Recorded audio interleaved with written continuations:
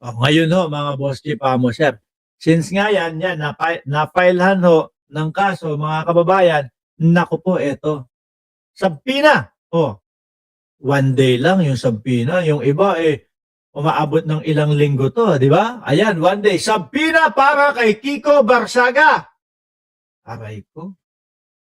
Sabpina para kay Kiko Barsaga. May inisyu ng sabpina ang Makati City Prosecutor's Office para kay Cavite Port District Representative Kiko Barsaga kaugnay ito ng inihaing cyber libel complaint ng tycoon na si Enrique Razon Jr. laban sa kongresista. Ayan na.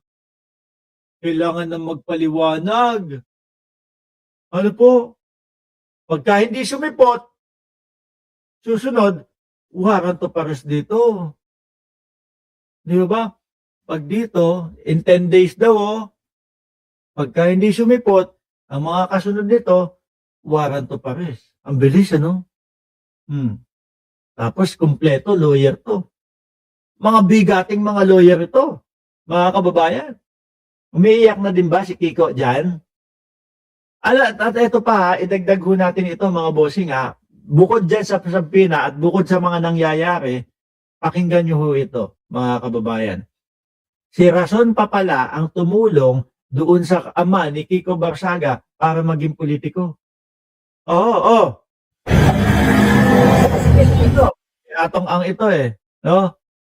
Nasan ba yun? Ito, Nung maging congressman po, yung tatay ni Kiko, ang tumulong maging congressman, si Ricky Razon. Si RR. Si RR Ang ang tumulong. kinalaman nun, yung kapatid ni... Tapos, aanuhan mo.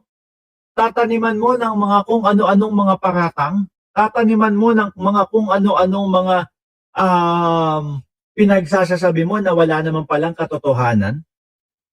Hindi po ba? Hindi naman alam niyo mga bossing chipamo, sir. Hindi po lahat kaya yan, nagsampa ng kaso para matakpan, para patahimikan. Hindi ho ganun yun, mga boss chipamo, sir. Bakit to?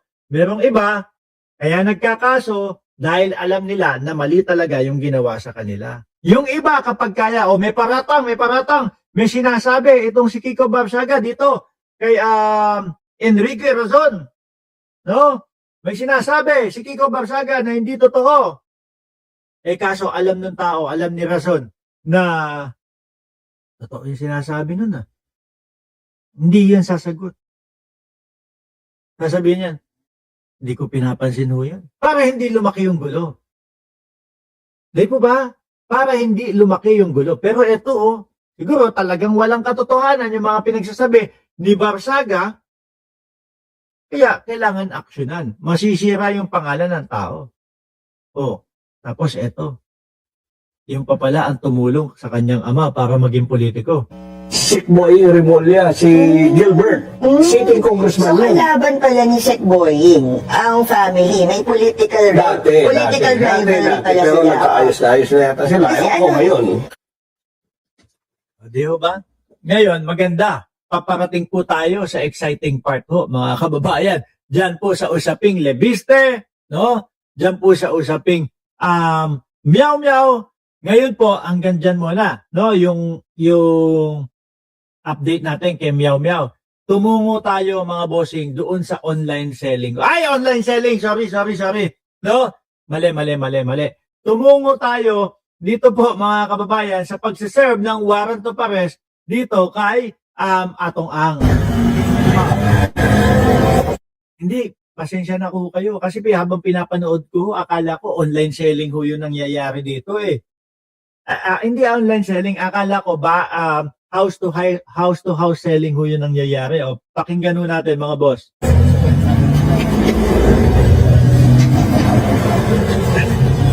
Laki ng bahay ni Atong Ang, Grabe.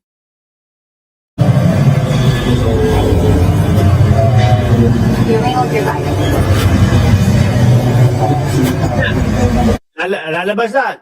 Attorney, labas na, attorney. Uy, hintay ka namin.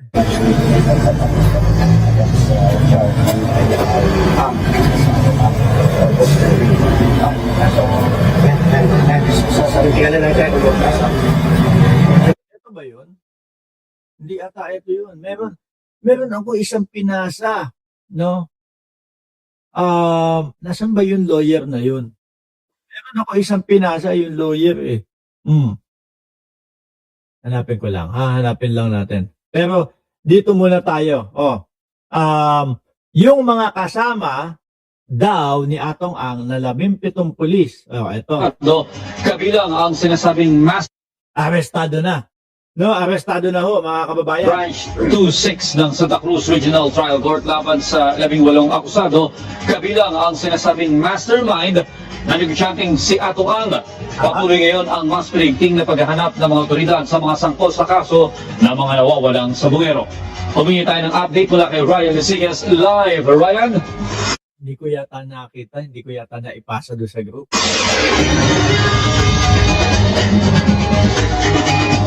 Tama ka dyan, Audrey. Tuloy-tuloy nga ang isinasagawang manhunt operation ng PNP Criminal Investigation and Detection Group laban sa negosyanteng si Charlie Atong Ang na sinasabing mastermind sa kaso ng missing sabongero. So ito matapos na magpalabas na ng warrant of arrest ang Santa Cruz Laguna Regional Trial Court March 26 ng warrant of arrest. Ang kampo naman pumalag sa inilabas na warrant laban sa Bakit? negosyante. Ayon sa abogado ni Ang, hilaw o premature ang desisyon ng RTC Branch 26. Umakyat na sa 16 ang naaresto ng Philippine National Police Criminal Investigation and Detection Group na sangkot sa kaso ng missing sabongeros. Ito matapos na maglabas ng warrant of arrest ng Branch 26 ng Santa Cruz Regional Trial Court laban sa 18 akusado, kabilang ang sinasabing mastermind na si Atong Ang. We have received Yung mga pulis nahuli na, arestado na, ano? Kailan kaya si Labiste, kailan kaya si Barsaga, ano? Tapos ito si Atong Ang naman. Si Atong Ang naman ho, mga kababayan, sandali. Kinukuha ko kasi yung ano yung abogado ni Atong Ang. Yan. Ngayon, tuloy. Ito warrant of arrest sa kaso ni Atong Ang.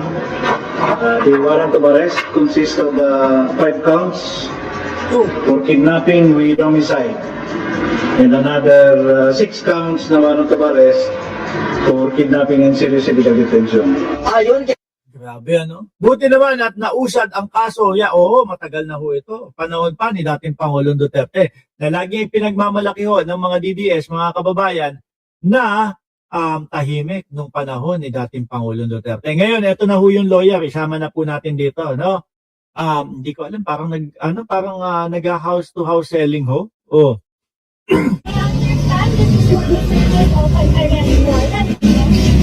Ay, parang yun nasa SMO, no?